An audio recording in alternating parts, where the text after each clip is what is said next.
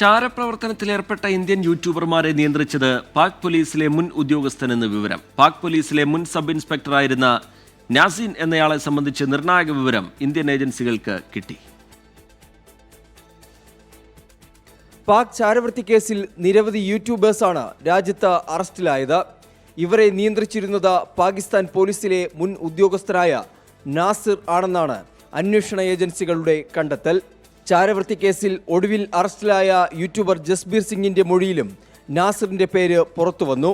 പാക് പോലീസിലെ മുൻ സബ് ഇൻസ്പെക്ടറായിരുന്ന നാസിർ വിരമിച്ച ശേഷം രഹസ്യാന്വേഷണ ഏജൻസിയായ ISIയിൽ ചേരുകയായിരുന്നു.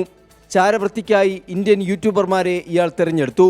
നാസിറും വനിതാ സുഹൃത്തും യൂട്യൂബർമാർക്കും ISIക്കുമിടയിൽ പാലമായി പ്രവർത്തിച്ചു.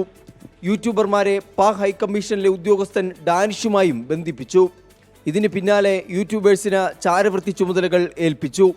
പാക് സന്ദർശനത്തിന് വേണ്ട സൗകര്യങ്ങൾ യൂട്യൂബേഴ്സിന് ഒരുക്കി.